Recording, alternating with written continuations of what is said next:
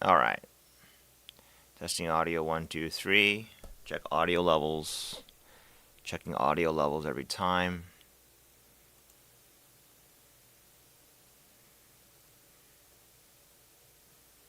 All right. Testing audio 1, 2, 3. Check audio levels. Checking audio levels every time. Okay. All right. So, man, I just finished watching this. I've watched this movie probably north of testing audio 1, 2, 3. North of 50. No, that's too much. Probably more like I think I've watched the movie like probably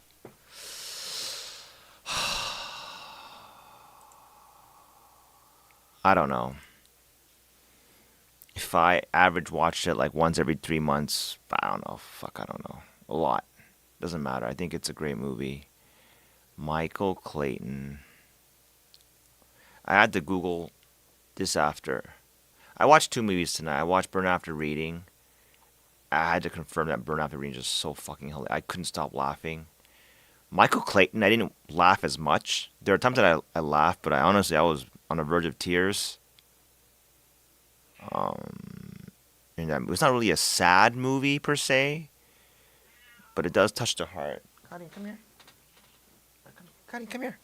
Come here, Cuddy. Come here, come here, come here. Oh, come here. Come here.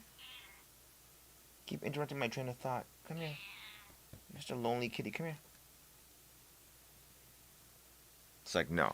I'm not going to come here unless you come to me. Cutting, come here. Cutting. The worst thing to do is just stay away and keep meowing. You either come here, lie down, or you just go somewhere else. Okay? Come here. Cutting. Come here. Hi, hi. Yeah, okay. Cutting. Alright. Yeah. You little man. You just want attention, huh? Like Charlie Puth things, Just want attention all the time. Even mammals want attention like this, Like, Jesus, don't get so scared. Holy. This cat is so scared of the slightest sounds. Come here. Alright, lie down. Relax.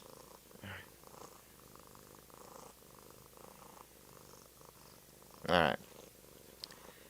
Anyway, I'm talking about Burn After Reading after this, but Michael Clayton. Like, I haven't read this. I think the horses represent the lost humanity. Like, he realizes through all the madness of being, like, the bagman for the firm, the debt, all this. Like, what is he really doing? Like, Arthur was saying it very articulately. Like, is this, I'm defending, like, spent like 12% of my life defending a weed killer. And he's trying to make Michael understand. And the horses is the moment where he actually understands. It's like that in the moment they call I don't think it's is it catharsis? It's the moment where he realizes that there are more like the things that this weed killer is killing, is destroying, or might destroy should it go through. Is look at the horses, right? And you kind of say they save him too, right? The horses distract him, get him out of his car, and he's kind of saved by it in a way, huh? I don't know. It's very weird or deep. Let's see what the answer is.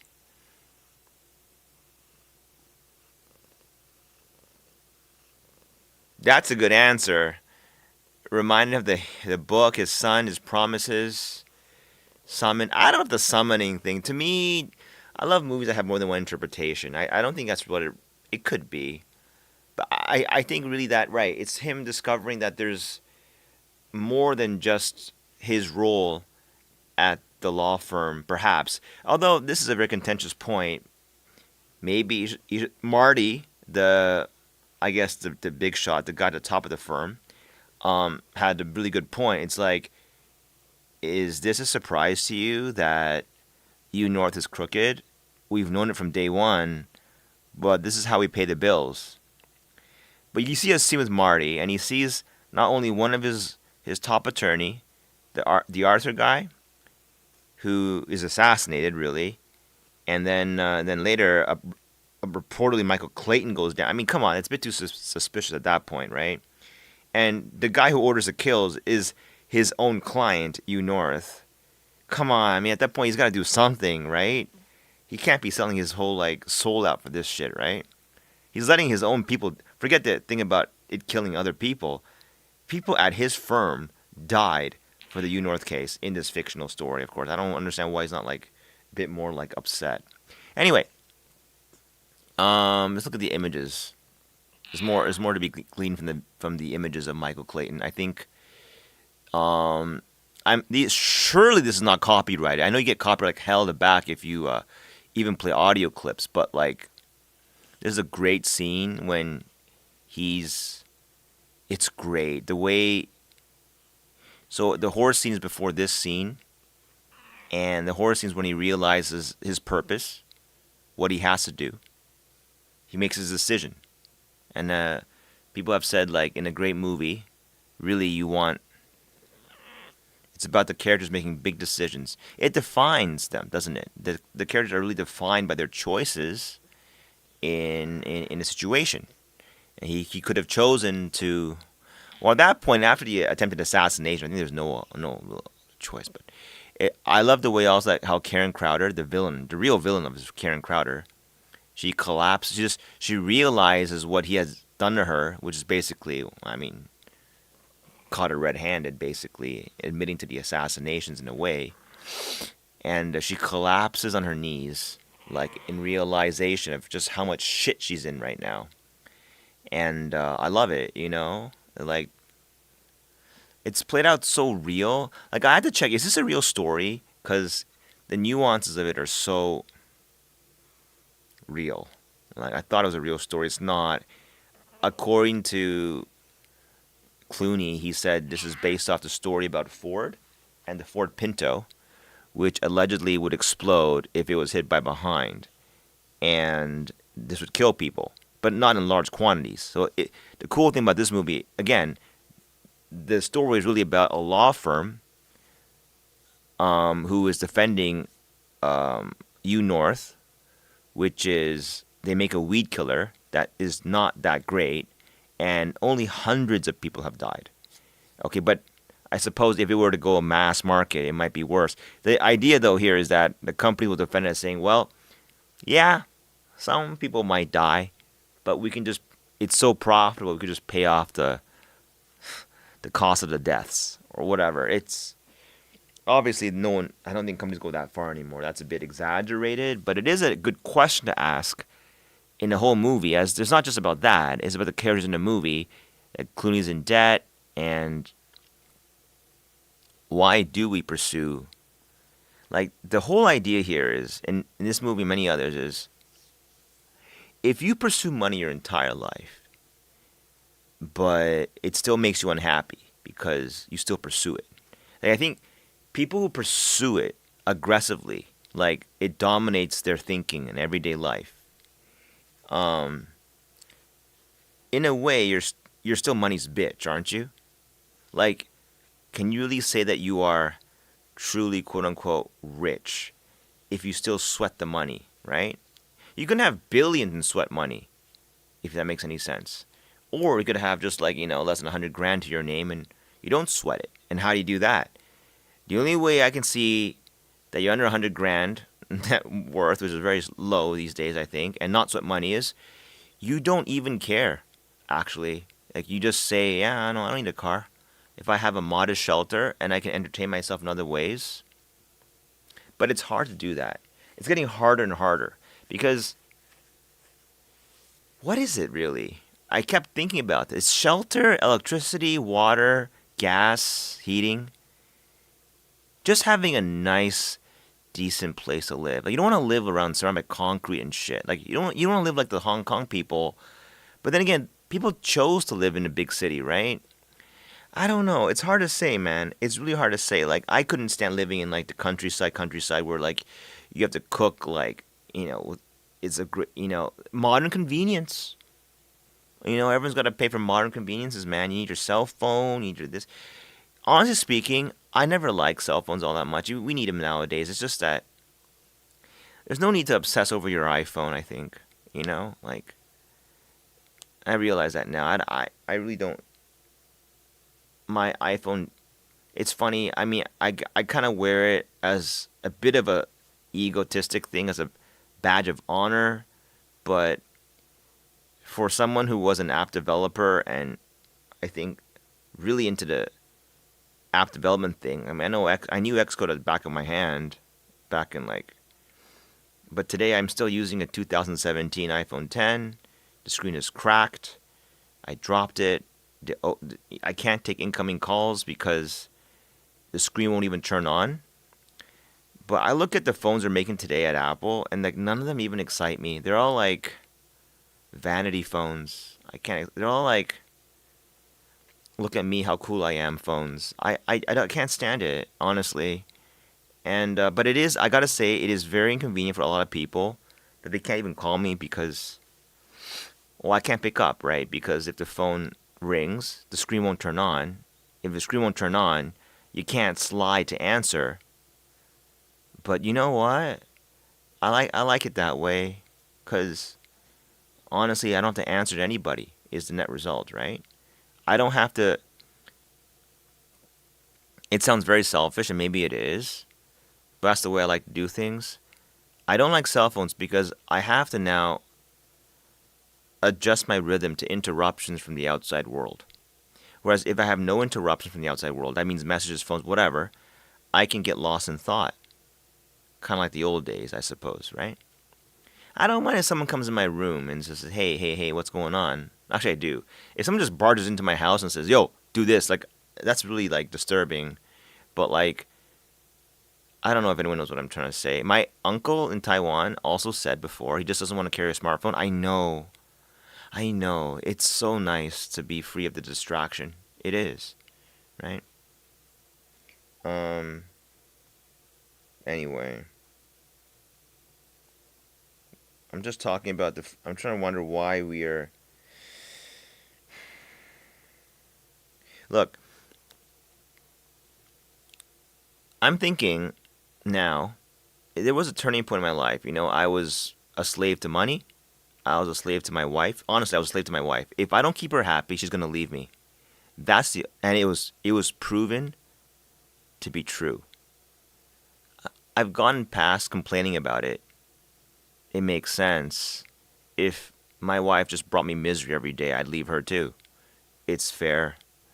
It's just, why do you want to be like that with another person? Like, you enter into a formal contract that brings in the government and other people, and now you're like obligated now to make her happy or to support her until the end of time till you die. It's slavery in a very strange sense, honestly. And she stopped being cute, honestly. She stopped being pretty to me. And I'm like, why did I do that to myself? Yeah, because everyone's telling me to do it. Honestly, everyone's telling me to do it. You don't do it, you're not a real man. You're not a family man. Uh, the only thing I really miss about not being married is not having easy access to sex. And let's be honest, sex after marriage is not even close to being the same as before. Not even close. It's like, oh man, I can't even make a good analogy for this one. It's not the same. Look, it's like writing an app that you want to make and has to be made and it makes money, or working for a company and making an app there. Trust me, one of them's way better, okay? I mean, the other one also is security and safety, but you don't feel alive, I'm telling you that much, okay? It's the obligation part that kills it. And the fact that you feel like there's something like she's holding like a fucking like little knife over your head because like you don't do what I say, man. You don't bring the bacon, I'm gonna fucking like rip your fucking hearts out, man. Like bring the law on this, okay? I'm bringing the law on it. So you just it's basically you give the woman who is physically weaker and financially usually in the worst state, you give her more power, is what it is, through law, basically the contractual law. It's a contract that is enforced by law. That is essentially what marriage really is. You strip away all the fancy ceremonies. These are just smoke and mirrors, really. What is it at its core? How you know it's at its core? Because if you strip away the contractual law, marriage disappears. It's not a marriage with a contract. It's not a marriage if you don't sign the papers. You have to literally sign something for it to. On top of that, we can add the smoke and mirrors, the ceremonies, the dresses. They're really smoke and mirrors, if you ask me. It's like you're eating a very dry piece of old shitty bread and you just put shitloads of butter and jam on top. That's what it's like, marriage. No kidding. Okay? And, or like, that's not right. I can't explain it very well. I can't make the analogy. I'm just digressing completely here. Obviously, it's a thing I have struggled to understand deeply. My parents had a horrific marriage, okay? They stayed together for the sake of me, and look at how good I turned out. Yeah, not so great, okay? Um, Father declared to me several times, "I want to divorce your mom." I'm like, "Go for it, man. Show me how tough you are." He wasn't that tough. And my mom owned him until now. Basically, she's basically owning him. All right, it's basically a power struggle. Okay, who gets the house? Who gets power? Who gets to say what time we eat? Who dictates the furniture? Who dictates whether it's all about power and territory in the end. It is. And does that sound like a happy thing to be involved with? Now, the thing is you miss most about is the access of sex, right? That's what the woman's offering. Not offering, but holding over your head. You don't do this for me, I don't give you sex 'cause I'm in a bad mood. All right, so the man exchanges, I please you, I make you happy, I bring home money, and you get to, shop like a madman, okay? And you'll have sex with me, right? Because if you don't, then the deal's not complete, right? It is women trading sex for security. Tales all those time. And we say there's gender equality. I think not, okay? Because it's not about being who's more powerful or not. The woman can be vastly more powerful. It's that the genders dictate what each party wants from the relationship, okay? The woman does not want to have constant sex. That's true. She wants security in a world where she can't compete financially. The man wants sex, okay? And, ideally he'll be getting he's married, but he can screw around in private. That's the ideal for the man, no joke, right? As the guy summarized the best, men are just biologically, they are polygamous. They want to have as many mates as possible. And women are hypergamous. They want to mate up the ladder as much as possible. To me, this is a divine truth. This is exactly what I've been seeing around the world. It is very rare to see a woman married down the social status. It's called hypogamy. It exists. And of course it exists. It's probably the exception than the rule. Okay? By and large, I always see marrying up the ladder. It's just been my case, And the bigger the gap, usually, if the woman's like, well, I can get this guy, the more if it's too big, then the woman will be like, oh, I can't even get that guy, right? But it's true. I mean, in fact, I think we should just embrace it instead of fighting, If women just came clean on that and they say we're all gold diggers, it's a better place because there's no misdirection here. The problem with this and everything that I don't like about this world is misdirection, is smoke and mirrors, It's a pain in the ass to sift through smoke and mirrors all the time. Like North, right? So they're evil corporation, right? Okay, that's bad enough. But what makes it worse is that, like any other company, their commercials portray them as a good guy, the imagery behind it. So we almost learned to associate super clean commercials as a bad corporation, I think. Something's wrong here. But probably corporate, they take one step further. Now they present themselves to be like we're your buddy, but they're still the same thing, right? They're driven and beholden by shareholders. Shareholder meeting here, right? The one time Don Jeffries is moved enough to stand up and talk is when he's talking to shareholders, the money, right? So, I mean, everyone's part of it, right? Everyone's beholden to money. Everyone has to march to its beat. And I suppose the goal, I think, really, is not to, if you put yourself in debt, you just further that connection even more, which is horrible. What you really want is to be liberated by money, from money, not by, from money, that you don't concern yourself with it anymore. That is truly worth something. That is what's worth something. It's not the car you drive or whatever. It's being liberated by money. You don't worry about it. You don't have to worry about your electricity, your cooler, your cooling, your air conditioning, your everything, your shelter. You don't have to worry about, I don't know, window breaking and no one's gonna fix it. Like that's horrible. Like the absence of worry, I suppose, is truly. But if you think about it, the price of absence of worry in this modern day is astronomical. Like it's $5 million US. No joke, till you die, right? At least. I mean, that's just living modestly. I mean, if you want like a better life, as in when I say better, if you want a higher grade life, living in a better location, if you want to live like you want to drive a nice car, if you want to keep changing your car, if you want 5 cars, yeah, I'll skyrocket real quick, man. You want to fly a plane? Ask 50, 100. There's no cap to it. It's insane, actually. And and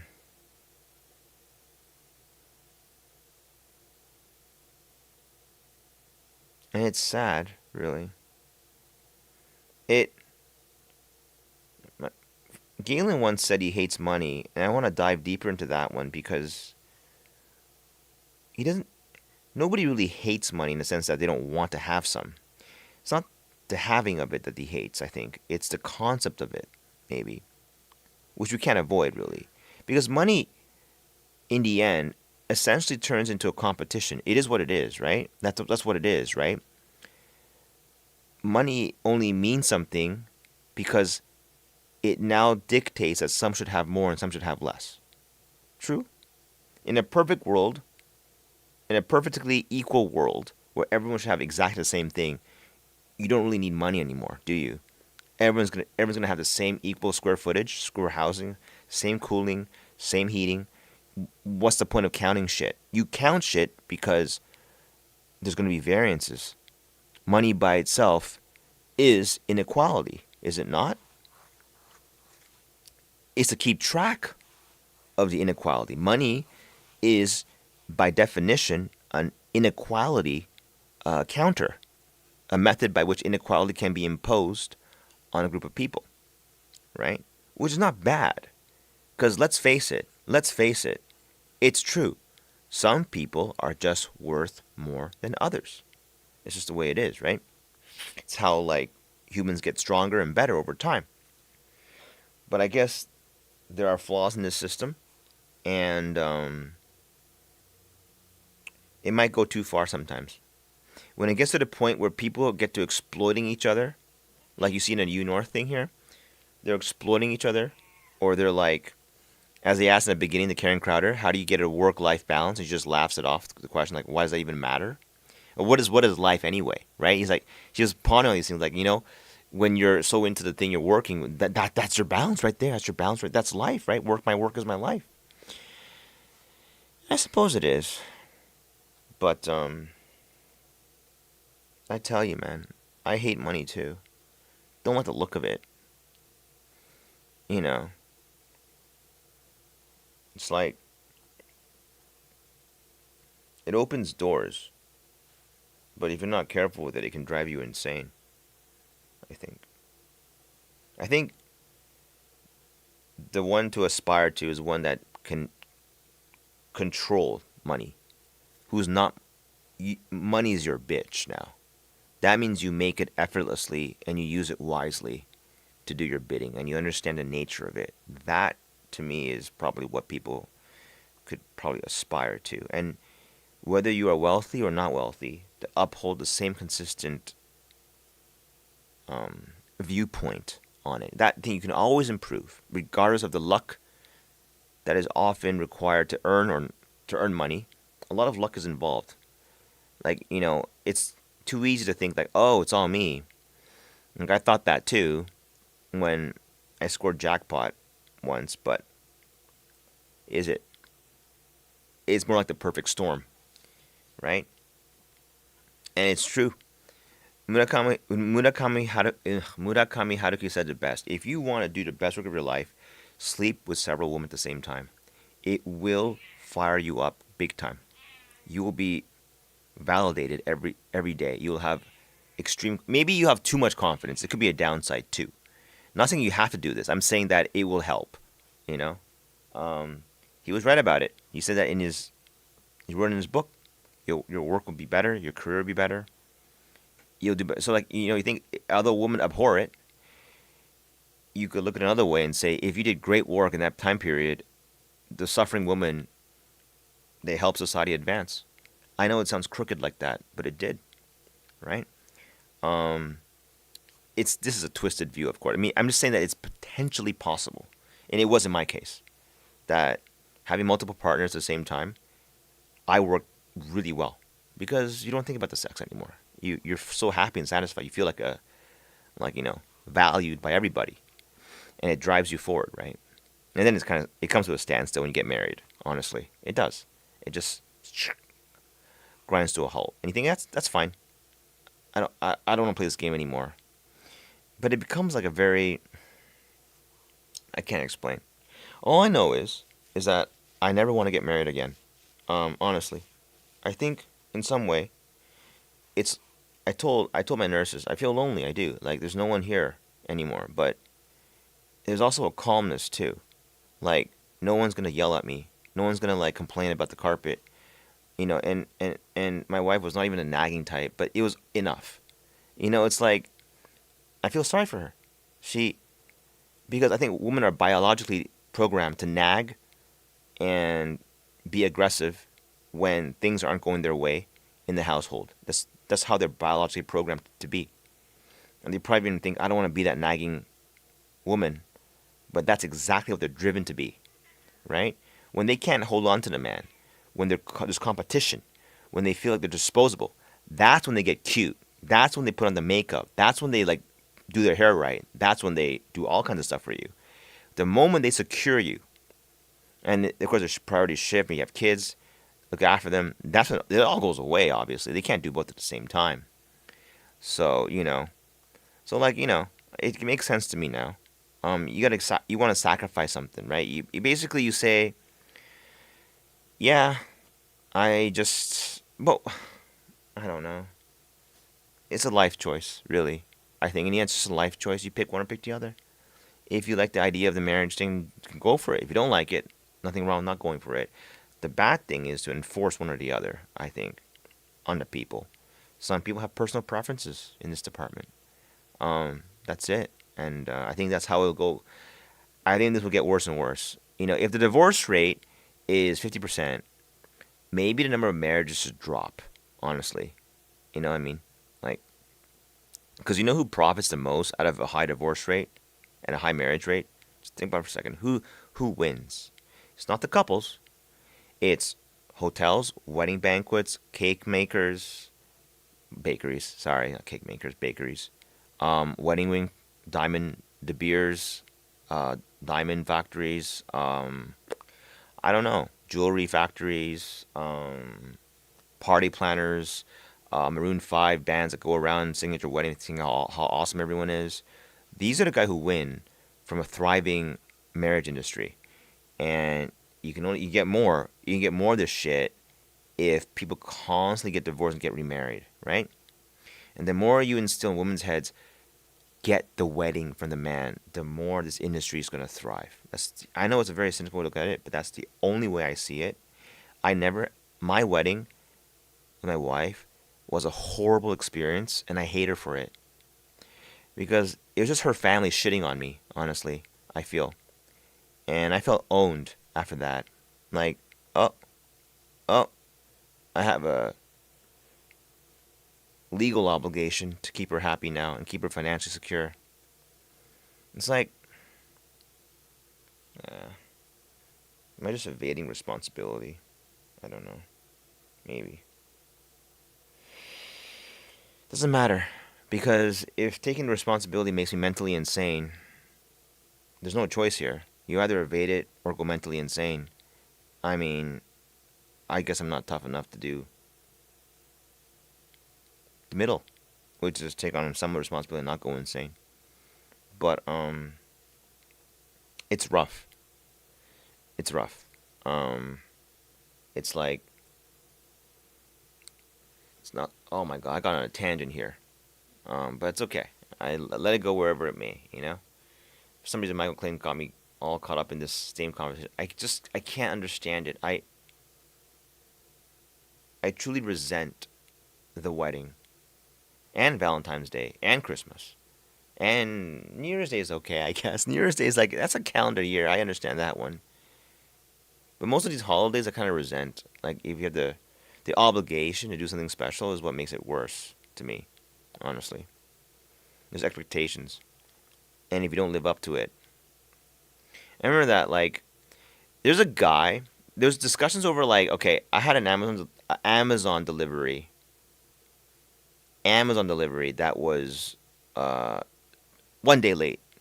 It said today out for delivery and didn't come. The next day it was out for delivery. Like, what? It's not coming today either? Yeah, and it came eventually. So I was worried about it. And then, like, people are like, just don't sweat it, man. Like, who cares if it's not arriving on the same date? And then some guy wrote, but what if it's a special occasion? Now I need it for my significant other, kids. Okay, fair point. Do you know how much sweat and tears goes behind those special occasions now? Because you need it on that fucking day? Yeah, come on, man. Your kid's gonna cry because it's not on his fucking specific 23 or 24. If your kid's like that, you know what's even better? A kid that goes, I don't care if it's 23, 24. As long as my parents just remember and say happy birthday, that's enough for me. Don't need the package. That's one hell of a kid, don't you think? Man, he's seeing past all this shit. I don't want to torture the Amazon driver. What a kid, I'm thinking. That's woke as fuck. Alright? Because, look, if I'm an Amazon driver, I fucking hate Thanksgivings, Black Fridays, and shit. I fucking hate it. Do I get paid more for driving and delivering all this shit? I do not. It's even rubbing it even more. Everyone's like having these happy times, quote unquote, and have to drive shit around all the time. I don't know. It's like, just let it be, right? Anyway. I don't know. In the end, it's like, what is it all about, really, then, anyway? You know? Like, you get so rich, right, to the point where I remember this guy, the Saudi Arabia guy. I never forget this one. He was crying because his rank of world wealth slipped from 5 to 6. He went from like 6 trillion to like 5.5 trillion, overtaken by someone else. He starts crying. I understand. It's just that's insanity, isn't it? At that point. How do you get back to sanity then? Is my question, right? It is insanity. Like, it was pointed on Wall Street. You put money in the stock market. What are you really doing? What are you really doing anyway? It's just, it's even hard for me to grasp the full picture of what goes on when you execute that trade, which is only a small fraction of like a ginormous amount of. It's like rapid shuffling of energy in the world. I would call it that, kind of like that. A system that dictates inequalities. Basically, that the energy and the levels in the world are not flat, divided amongst people. They're allocated in certain different, plus or minuses, debts and credits, and we're just reallocating them very rapidly up and down across very, very, very fast. That's all it really is, I think, in the end. But I think it's never a good thing to deprive a human of basic necessities. There has to be a floor, I feel. But the problem is that floor keeps moving, doesn't it? Like, you should provide a. I. I'm one to talk. I feel smug about the way my house looks different from other people. I don't know. In the end, it's like, I guess it's always not about like right or wrong, good or bad. It's just, it's what it is. Just, I guess, what do you tell your own children? My own children, I'd say, yeah, I mean, go ahead, make money. It's cool. You'll get chicks for that. You'll get women. You'll have a lot of sex with that. But just be careful. That's it. Don't be Karen Crowder. Don't be her. It's a good lesson. Don't be her. You should draw the line somewhere, I guess. You had to draw the line somewhere, right? Maybe. No one does what she does. That's insanity. You actually assassinate people to fulfill your goals. This Arthur, he was on a weird trip where he's like buying breads and stuff. I like the way the movie played out. I wasn't really fond of the actor to be, but they portrayed him as a genius attorney who was like, but he's not. He's unbalanced, like emotionally. So his brother, right? He has. That's a really cool. It's a really good. It was a very cool relationship between them. I think.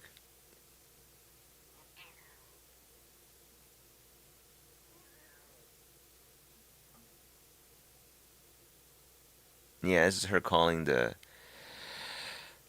special team, and the way the assassination on Arthur was played out. Wow, I don't know. That scene just sits in my head like a. It just keeps. Is that how it's really done? Because it looks like they do a lot of research on how you would actually assassinate someone and leave like make the police believe it was like a suicide or accident. It's a really well done scene. It's really well shot. It's like you see the two people that are like working very very efficiently in killing someone rapidly and leaving no incriminating evidence. It's really well done. That scene with the two killers. They kill Arthur. Um, it's great. That's a great scene. I like that. Clune just thinking there. Is this a weird? Yeah. Also, the relationship between Arthur and I think is that his kid, his son? Very good too. Just talk about when he's talking to his son about Timmy, and like saying how he was like, "I see it in you. You will not be like him, who doesn't understand why shit's always falling from the sky." Like basically, you're not gonna be a fuck up. Is what he's telling him. Yeah, Karen Crowder is a great character. You know, corporate, isn't it? Very corporate look, and but like she's very human. She's very very human. It's a great scene. Look at you can see her that on her fear, like he's got her pinned, and she's trying to get out of it. And this guy too was a great character. He's not really part of the main story, but I behaved like this too, and I got money. Like I actually similar thing. I drove way too fast, and I what do you call that when you T-bone someone? You T-boned like a smaller car, and it was a dad and his child, and they were Christian, and they got seriously injured. Like I mean, like the son had to have like he had breathing problems for like a month, and there's a lot of blood too. I was okay because people who the head on is generally like not nearly as bad as if you get hit on the side. Yeah, the impact's like crazy. There's a crumple zone, right, for the front of the car, so it absorbed most of the impact. And guess what? They were poor as fuck. The other side, right? Wealthy hitting the poor, and I got away with everything. I mean, like I not it's not about getting away. It's an accident, so it's like I was not a hit and run at all. But and insurance covered it, but I lost my license because of that. And I was, you know, and but worst off, and I remember my ex-wife thought I was a horrendous person for this. That I didn't even go to see them and say I was sorry for the whole thing. I'm supposed to do that out of just courtesy. I just didn't want to see them, the other party that is. I just went right back to work after. But yeah, this guy here, he's like making all these excuses, like about the soda. This is from real characters for sure. It's too real. Like the guy hit someone, he hit and run. He's got like 15 cars in his fucking garage. He's like bitching. He's like saying like, but with the lamps changing, the roads being wider, who the fuck that was a good idea? Like he's talking like he owns the fucking place, right? Like he owns everything should be his way. I got money, everything my way, right? Including you, the lawyer, or the you're not a lawyer, are you, Michael? He's like, you're a fucking fixer guy. You're not even good at the. He gets so fucking mad, like, but he's also weak and scared. And his wife like gets fucking upset too. Like, stop it, please. It's like how many times have you ever seen this before, huh? Do you aspire to be this man who owns 10 cars? I don't. And it's probably because he's portrayed as a very regular looking guy, I suppose. But who the fuck wants 10 cars in their garage? I don't know.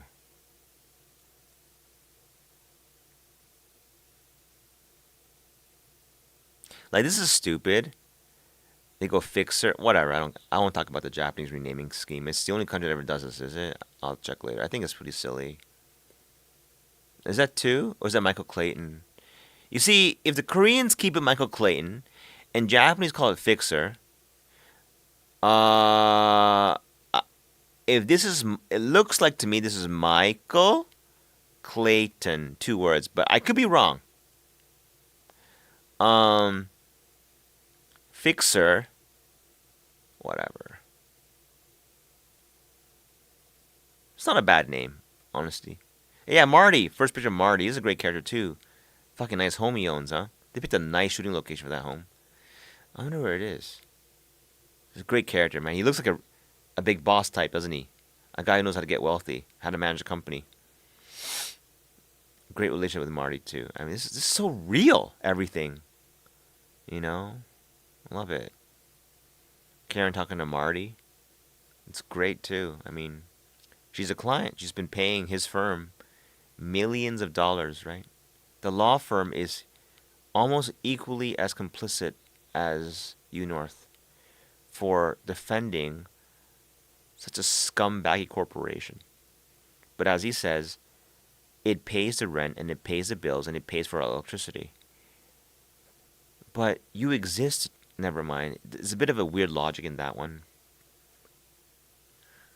Oh, is that when they're... Yeah, this is when she gets the memo about it. The truth can be adjusted. Sure can. All the time. There's no truth sometimes, is there? And there's other Michael Clayton's coming out. Yeah. Anyway, this is such a fantastic movie. I really enjoyed it. One of my favorites. I'm really, really happy that movies like this are being made still. Well, not still. Is it like, has there ever been one like this ever again? I wonder. That's a great scene. So he gets the win. Clayton, that is, over. It's basically his victory over the corporation, right here. And I don't mind watching it again right now. I'm getting tired. I'm gonna go to sleep. But I think, oh man, Michael Clayton, George Clooney. He's so good looking. This guy. I'm a woman. I'm like, oh my god. I don't mind that guy being in my house every day. That's what I'm thinking. My god, he's ever good looking. This guy.